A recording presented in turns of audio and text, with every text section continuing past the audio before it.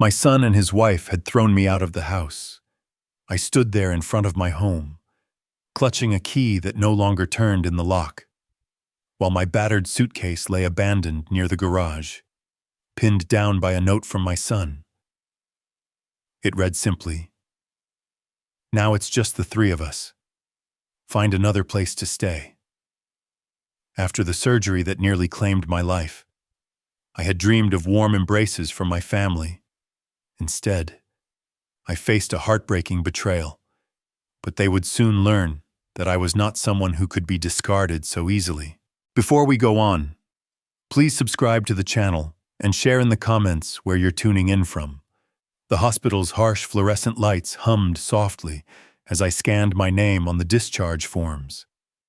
My hand trembled slightly, not from fear, but from the lingering weight of 4 weeks since the operation.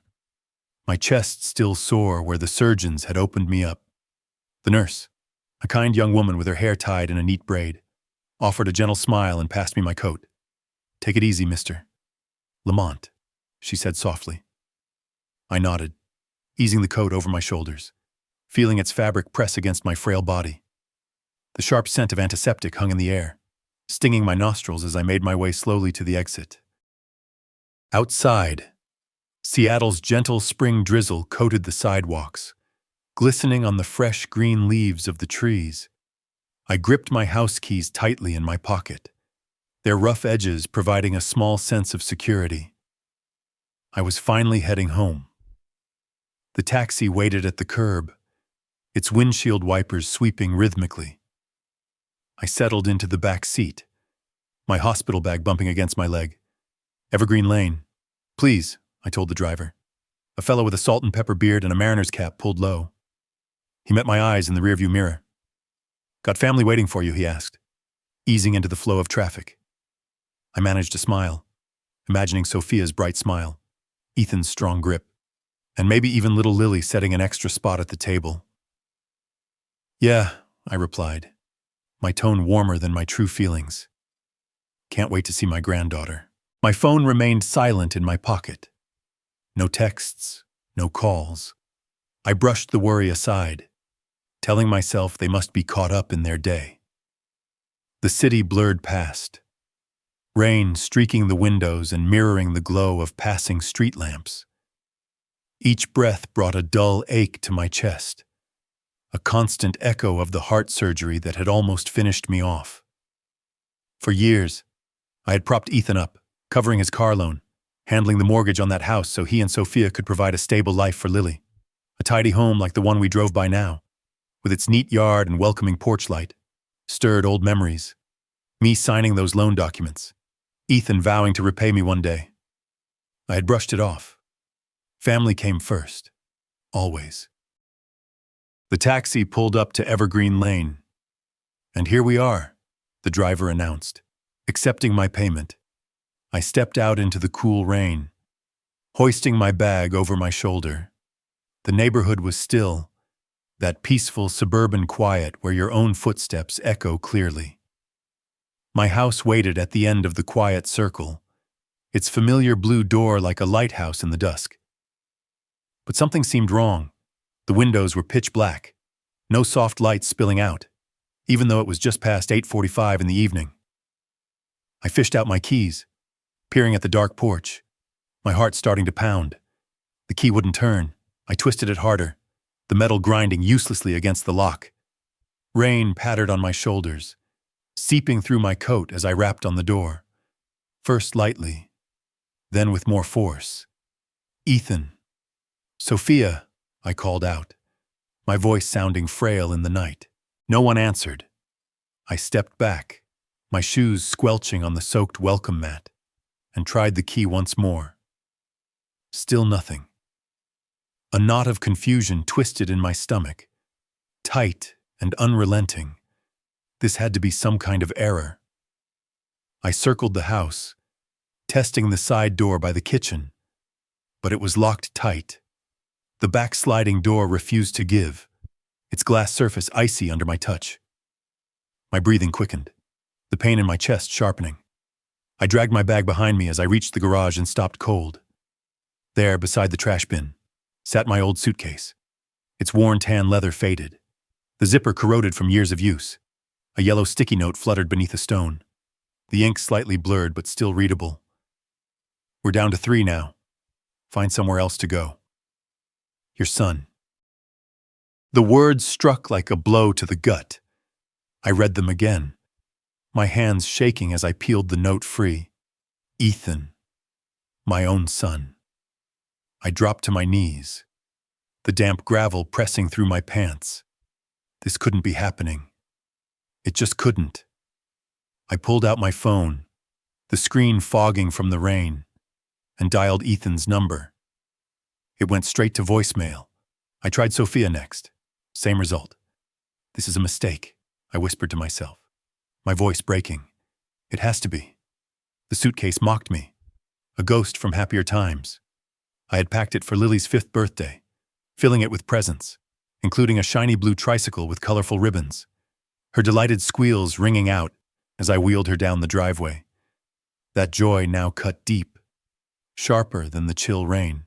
I dialed Ethan again, then Sophia, each unanswered ring stoking the rising panic in my chest. At last, I left a message, keeping my words even despite the tremor in my tone. Ethan, it's Dad. I'm right outside. What's happening? Call me back.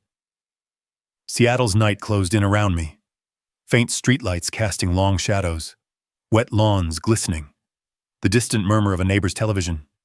My heart raced, the surgical scar pulsing with every beat. I rose unsteadily, pulling the suitcase to the curb, and scanned the house one more time. Dark and silent, the note's cruel message searing into my mind. Your son. I clutched the phone harder, redialing Ethan, desperate for his voice, for any explanation. I lingered in the downpour, but silence was all that answered. Realizing there was no use waiting, I phoned a modest motel off Pine Avenue, the same one I had crashed at after Grace's funeral years ago. A quiet cab driver with weary eyes delivered me there in under 20 minutes. I entered the narrow motel room, letting the suitcase thud to the floor, and started unpacking, my mind reeling from the shock. The call finally connected on my 4th attempt, just as I looped back to the garage, rain trickling down my neck. Dad. Ethan's voice snapped through, curt and edged with irritation. I halted my pacing, gripping the phone like a lifeline, its slick surface cold against my ear.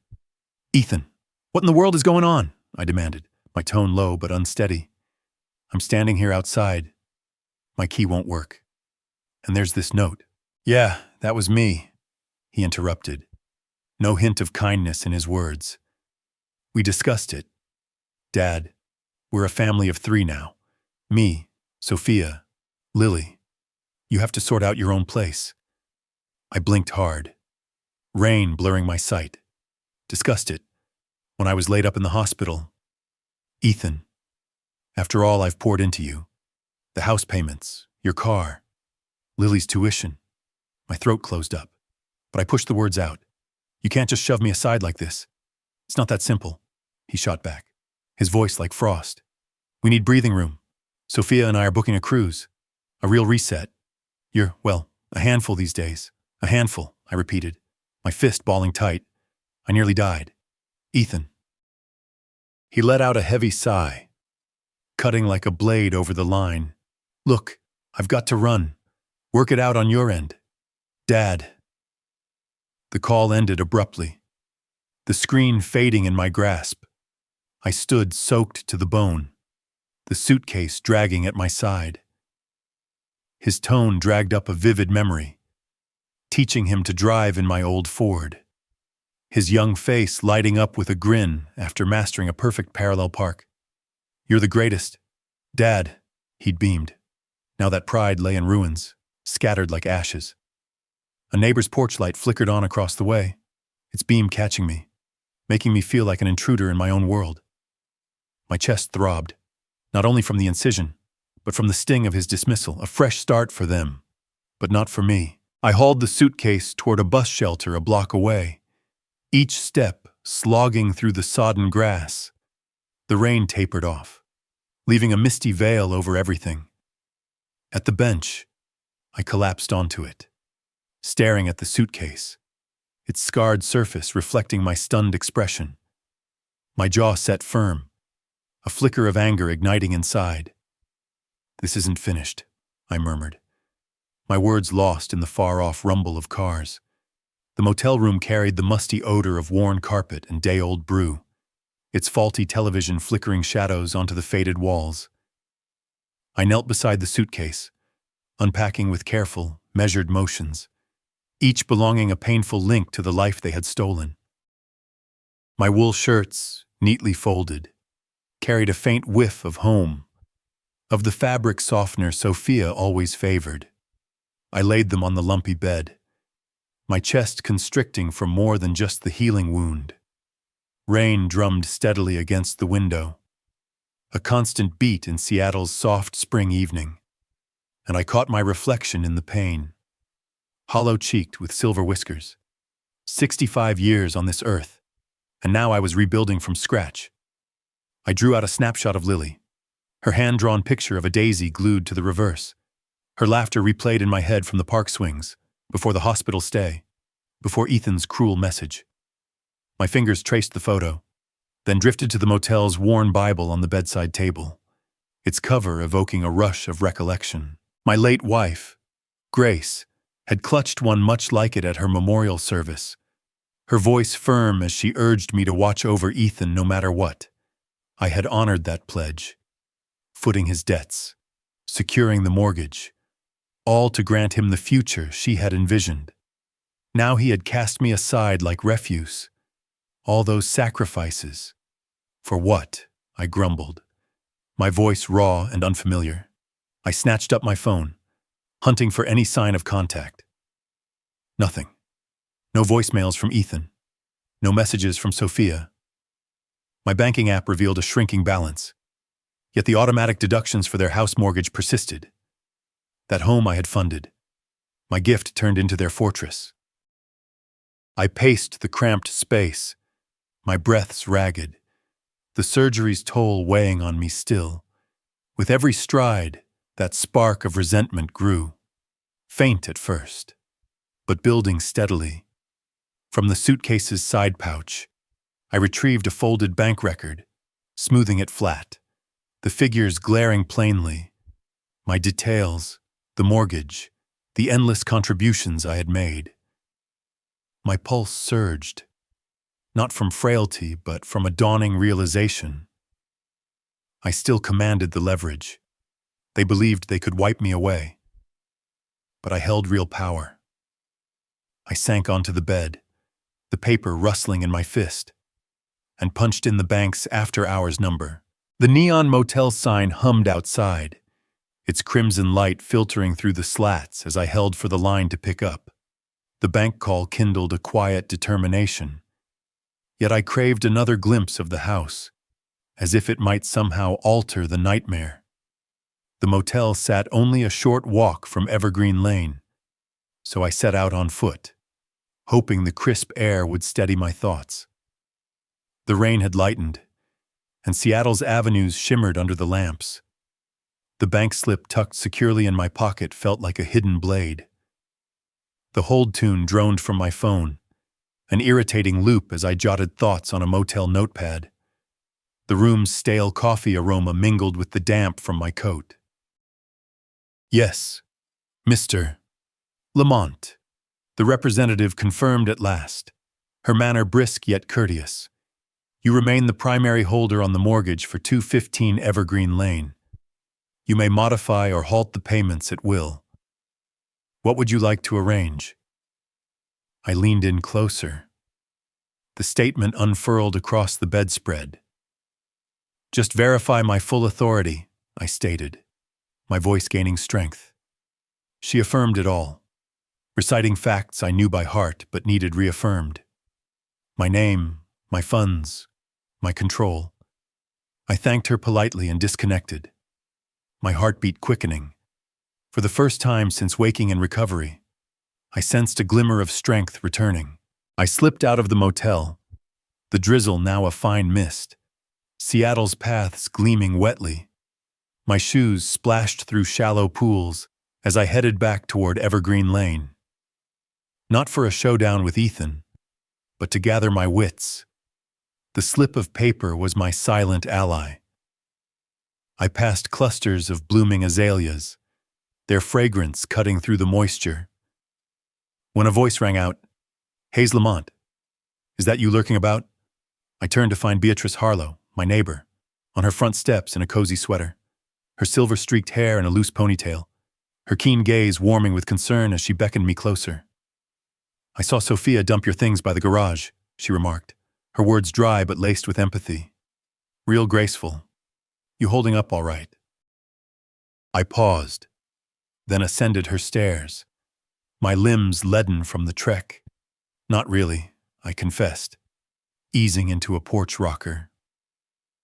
Beatrice passed me a steaming mug of tea, its heat soaking into my palms. Ethan barred the door, left that note, claimed it's just the three of them now. She huffed a laugh, settling opposite me. Reminds me of my own brood ditching me after their father passed. Family. Right, she added, her edge familiar, laced with hurt but no surrender. I sipped the tea, its tang anchoring me, and shared the mortgage details. The bank confirmation, her nod stirring a flashback. Ethan's wedding day, me cutting a check for the reception hall, Sophia radiant in white. I saw it as my blessing for their life ahead. Now it rang hollow, an unpaid tab. Beatrice leaned in, her expression alight. "You've got the upper hand. Hayes, that mortgage is your play. Years as a district coordinator taught me a thing or two about finances and disputes," she said with a sly wink. "Fancy making them squirm a bit." I held her stare, the ember within me flaring brighter. "Count me in," I replied, my resolve solidifying. We shifted to her kitchen, the counter strewn with cups and a fresh pad of paper. She outlined tactics swiftly, her pencil flying as I absorbed it all, the sting of rejection morphing into focus. "Swing by tomorrow," she urged, her whisper conspiratorial. "We'll ease in gentle." I departed her place as the rain cleared, stars emerging through the overcast sky. My chest twinged, but I carried myself straighter, the bank paper crisp against my thigh. Tomorrow at Beatrice's, we would map the path forward, the following dawn. Beatrice rang, her energy crackling. "Bank doors open at 9. Hayes, geared up for the opening salvo," she declared. We linked up at her door, and she took the wheel, teasing that my jitters disqualified me from driving. En route to the branch, we ran through the strategy, suspend the mortgage drafts, let Ethan and Sophia taste the fallout, entering the bank's chilled lobby. I felt my grip tighten on the statement. The glass panels whooshed closed behind us, the air crisp with ink and wax. I presented the record to the teller, a neat young man in a starched shirt, my hand firm on the halt form. Beatrice flanked me, arms folded, a subtle curve to her lips. "You're ceasing contributions on the mortgage for 215 Evergreen Lane. Is that right?" He verified. "That's correct," I affirmed, my words cool and unyielding. "Ensure it's effective immediately." My fingers stayed steady, though a faint pull tugged at my chest. The operation's echo. I caught Beatrice's eye, her slight incline bolstering me. The teller tapped away, the keys echoing sharply in the hushed space. Beyond the windows, Seattle's shower veiled the budding maples. I wavered for a beat, pen poised above the last signature. Lily's face danced in my thoughts, her glee when I covered her kindergarten fees, her tiny fingers clasped in mine at orientation. This move would ripple to her too, beyond just her parents. But they had forced my hand. I scrawled my name boldly and returned the sheet. Prior to inking it, I had consulted my attorney to establish a modest trust for Lily, safeguarding her no matter the house's fate. My gut wrenched, envisioning her playthings inside those walls. Yet their disloyalty scorched fiercer. They had paved this road. Not I, Beatrice murmured. Ethan's fit will be legendary, her delight evident. And I quelled a dark chuckle. The teller finalized it, offering a receipt, its fresh printout a symbol of my reclaimed ground. You'll receive alerts on any delinquency, he noted, his interest thinly veiled. I acknowledged with a nod, pocketing the slip. Beatrice elbowed me lightly as we exited, opening gambit. Hayes, what's the verdict? Feels like emerging from a fog. I admitted, the admission catching even me off guard. We crossed to a bistro nearby, its aroma of fresh scones and steam rising from the brewer. We claimed a nook table, Beatrice flipping open her notes. Next, we dangle the uncertainty, she proposed, her pencil drumming. Perhaps a note to their financier, alluding to repossession. I agreed, my thoughts accelerating. The payment freeze would land hard and fast, alerts pinging for Ethan and Sophia, sparking alarm. I reclined, the cafe's gentle buzz calming, and savored my brew. Beatrice's gaze sparkled with calculation. Her pitch hushed. We'll regroup tomorrow. Plot the follow-up. You steady, sharper than steady, I countered, my chin set. My phone vibrated on the tabletop, Sophia's contact illuminating, my blood surging. Yet I allowed it to chime unanswered, the quiet more potent than the room's murmur. The bistro's espresso maker wheezed, its bold aroma slicing through the low talk. I perched in a side alcove, my latte growing tepid as I parsed Sophia's message, each syllable seething with wrath. You halted the mortgage. You're destroying everything. My mouth quirked. Not fully a grin. I could envision them fresh off their voyage, rooted in the home I had bankrolled. The scene sharpened. Ethan tearing into a lender alert, color fleeing his cheeks. Sophia striding with a goblet of red, her pitch shrill, in my reverie. They clustered in the den, luggage half unpacked, grains of some Florida shore dusting the rug. The notice crumpled on the side table, bold red declaring delinquency. You swore he wouldn't pull this, Sophia lashed, her polished nails biting her skin. Ethan sagged into the sofa, massaging his brow. I never figured he'd push so far. He grumbled. He's fragile, still mending. Sophia overrode him, volume climbing. Fragile. He's dismantling us. Ethan, we might forfeit the roof over our heads. She seized her device, ringing the bank, only to clash with an automated loop on business timings. I eased back in the alcove, the rain-smeared glass mirroring my subtle outline. I had surrendered it all. Decades of house notes, Lily's class costs, even that cherished play kitchen she adored. The pang landed heavy. Lily's rapture as I assembled the miniature abode, her little grasp positioning the chairs. Now I had yanked the foundation away, and remorse gnawed at the edges. Would Lily bear the brunt? The query pricked, but their treachery blazed stronger. A waitress neared, her smock dotted with spills. "Refill coming up, sir," she offered, tone inviting. I declined with a nod, mustering a grin. All set, appreciate it. She drifted off, and I refocused on the phone, Sophia's tirade glaring. I pictured Ethan dialing finance next, his easy manner futile against red tape. Sophia would fault him, her curated world fracturing. They had deemed me expendable, a worn-out relic. How mistaken they were.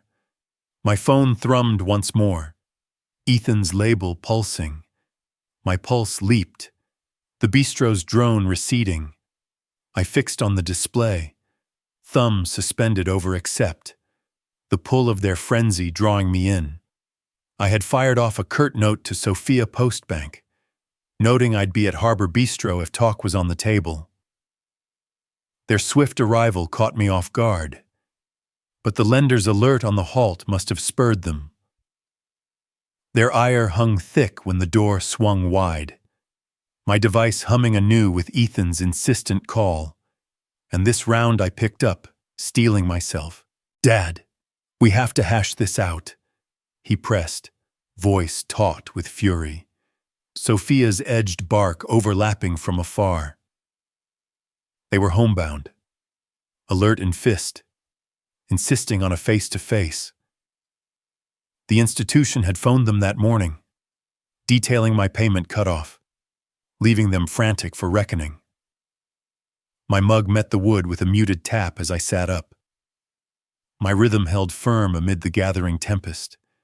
The space brimmed with baked goods warmth, but their aura turned it sour. Sophia's cologne pierced as she thudded her bag on my surface. "You figure you can wreck our world," she hissed. Liner blurred beneath her lids. Ethan shadowed her, features rigid, fists jammed in pockets. The bistro's murmur hushed, glances swiveling our way. I creased my napkin with intent and locked eyes with her. "You drew the line," I stated evenly, "even after locking me out, dumping my belongings in the storm." Ethan advanced, tone rumbling low. We craved distance. "Dad, you didn't need to incinerate our future." Lenders buzzing about seizure. Lily's sanctuary at stake. His barbs landed, yet I held steady. "Lily's sanctuary," I mirrored coolly. "The one my checks sustained. The one you seized from me."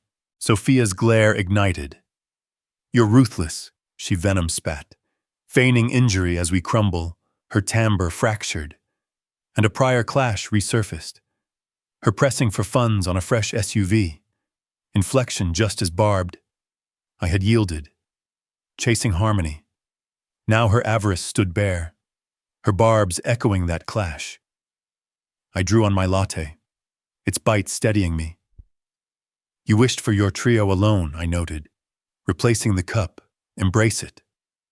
A patron nearby paused her bite, air thickening. Ethan's visage twisted. "This isn't you, Dad," he urged. "Near a beg, make it right."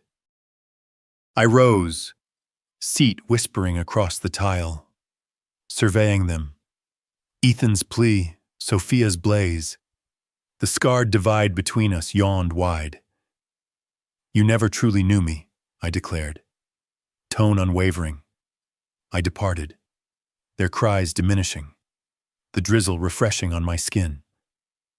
My fingers enclosed the notepad in my coat, Beatrice's contact etched within.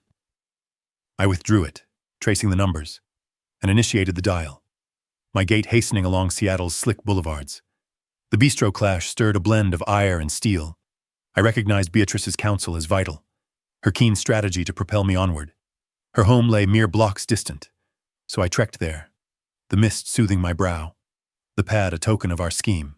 Arriving at her veranda, I rapped firmly, intuiting this exchange would prove turning. Beatrice's steps groaned beneath my soles, azalea perfume thick in the humidity. I knocked, my pad moistened by drops, thoughts still whirling from the bistro, Ethan's appeal resounding. "You're not this man," but I quelled it. Sophia's toxin had validated my hunch. She the puppeteer of Ethan, her cupidity the core rot. Beatrice swung the door wide, tresses unbound, scrutiny piercing. "Tough going," she queried, guiding me within. Her galley shone with amber glow, vessels dotting the board. I claimed a seat. Unfurling my pad, they cornered me at the bistro. I vented, timbre strained. "Sophia's off the rails. I suspect she's manipulated Ethan from the start." Beatrice arched a brow, producing a dossier of sheets. Sophia's contract bills, which she had flaunted online. Duplicates snagged from a communal copier via another local. "Check these," she directed, prodding one. "Her earnings outstrip her filings. Nudge the lenders. It might spark a review." I bent near, eyeing the tallies. A bill triggered recall, Sophia soliciting seed money for her venture. Grin overly sleek. I had forked over ample sums, unquestioning. Now the deceit gleamed. She's concealed funds, I ground out, mandible clenching. Likely goading Ethan to excise me for tighter rein. Beatrice beamed. Stylus etching. We unveil it. Dual blow. Fiscal and facade. She's fixated on her facade. Her clip was precise, versed in statutes, as if versed in such skirmishes. I strode about, frame taut from the scar's residue. Yet clarity reigned. What's our angle? I probed. Client alerts. She advised, shoving a statute tome my way. We gather her broadcasts and these bills, imply mismatches. Let her standing erode. She halted, gauging me. It stings Lily too. You square with that? I stilled, summoning Lily's sketched blooms, her faith in me. My core squeezed, yet I dipped my head. They spared no thought for me. I uttered softly. Their turn to grasp, we labored into the night, forging the dispatch, tones muted and intent. Beatrice's galley morphed to command post, the outer patter a relentless pulse. She tendered a statute blank, gaze afire, endorse here, our safeguard if they counter. I accepted the implement, grasp assured, and autographed, the fluid deep and binding. The motor purred low as I braked my leased sedan, the repossession placard in Ethan and Sophia's front yard snaring the waning autumn rays. 6 months had slipped by since I severed the mortgage flow, and the scarlet script of the default advisory blazed against the unkempt turf. I clenched the wheel, joints blanching, and eased curbside opposite, screened by a maturing oak. Word from Beatrice indicated the lender had issued repeated cautions across the span. Yet Ethan and Sophia failed to bridge the gap. The dwelling appeared weary, drapes sealed, siding flaking along the frame. A relocation van loomed in the approach, rear ajar, cartons tumbling to the concrete. Seattle's autumn breeze wafted hints of fallen leaves, temperate via my ajar pane as I observed my former haven disintegrate. I anticipated vindication, perhaps a twinge of conquest, but the tableau wrenched profounder. A crate of Lily's playthings, plush critters, a porcelain doll ensemble, rested curbside, and my breast constricted. I had schooled her letters on that stoop, her wee digit following script in an illustrated tome, her mirth brimming the hush. Now those instants seemed pilfered, ravaged by Ethan's perfidy. I fished my device, scanning Beatrice's dispatch, thumb grazing the face, her missive concise, lender accelerated. They're through. A yell shattered the calm. Ethan bursting from the entry. Sophia shadowing, limbs knotted. This mess is on you, she bit out. Timbre traversing the divide. You prodded him. Now we're sunk. Ethan wheeled, palms carving arcs. On me. You craved his exit, he retorted. Sophia deemed him a load. Their barbs flew unfiltered, their glossed existence splintering. I inclined nearer, respiration even, ignoring the subtle tug at my scar, witnessing their rift widen. My device thrummed afresh. Beatrice inbound. It sealed. She crisped. Triumph edged. Seizure underway. Scene check. I tracked Ethan, now booting the crate in peak, like they're unraveling. I evened. Fine effort. She guffawed, then severed. I scrawled a memo. Verify lender tomorrow. The nibs rasp, piercing the cabin's stillness. Remorse tugged. Lily's trinkets a toll's emblem.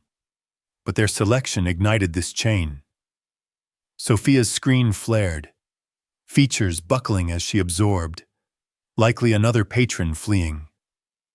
Then mine chimed, her tag winking. Talk urgent, please. Her plea struck potent. Yet my mandible firmed, determination crystallizing.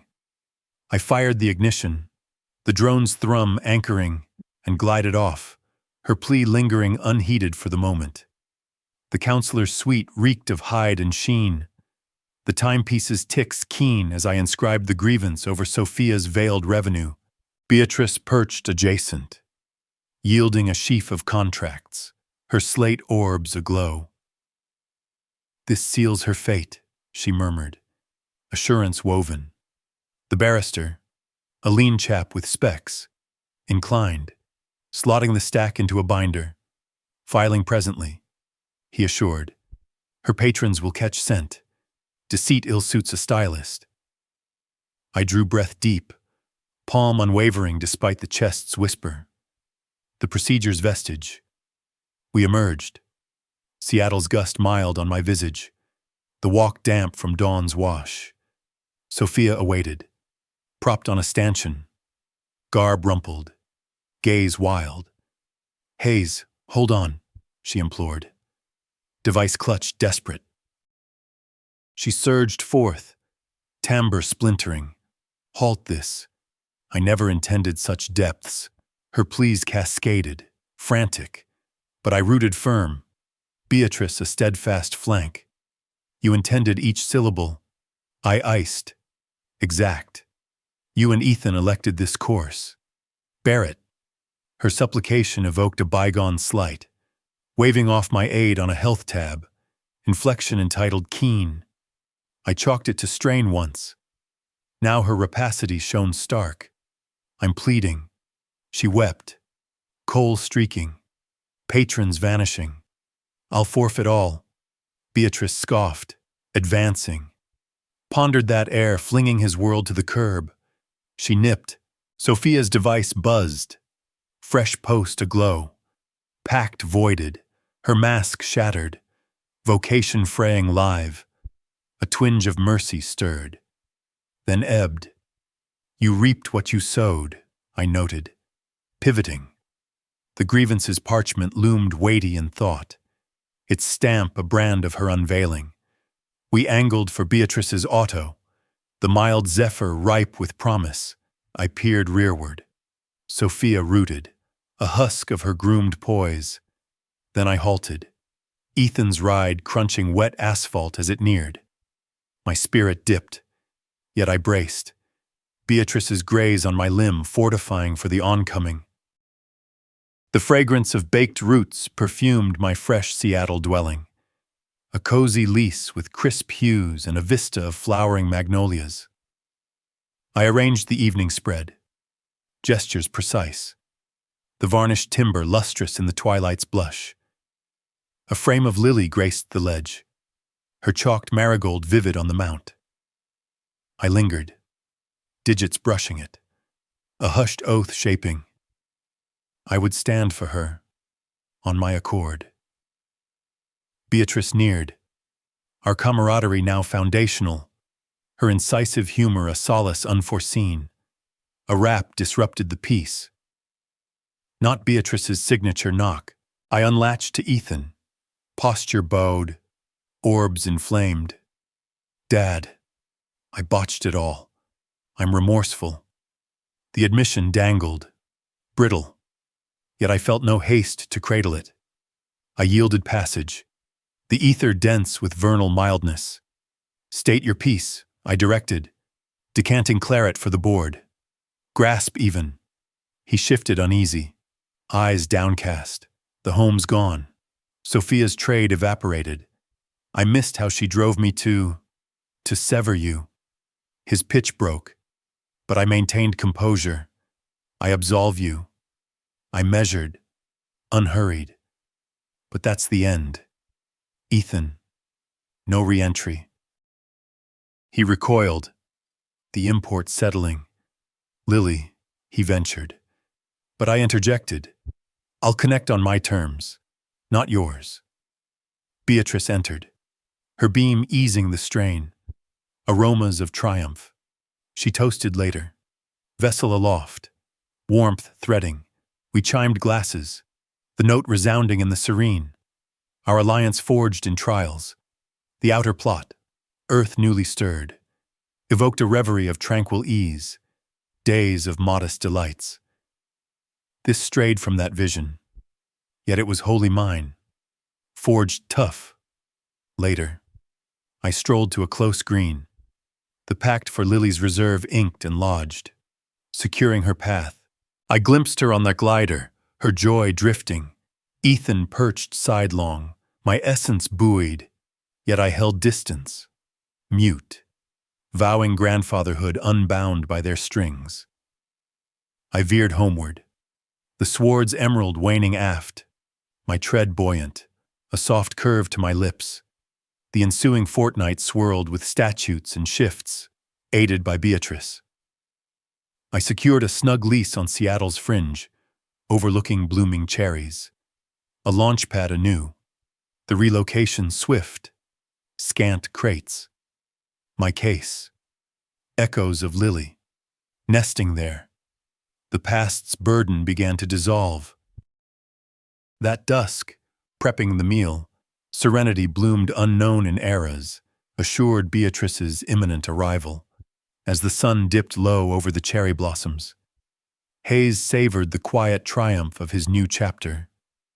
No longer shadowed by betrayal, he embraced the freedom to nurture bonds on his own terms, with Beatrice's laughter echoing through his home like a promise of brighter days.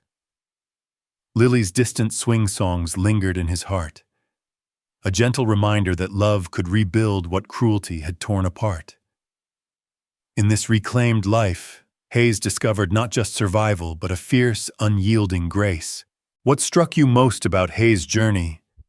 Share your thoughts in the comments below, and let's connect. What questions do you have for deeper discussion? Engage with the channel. Your voice keeps these stories alive. To dive into the next tale, just click the box on the left. Thank you for joining me.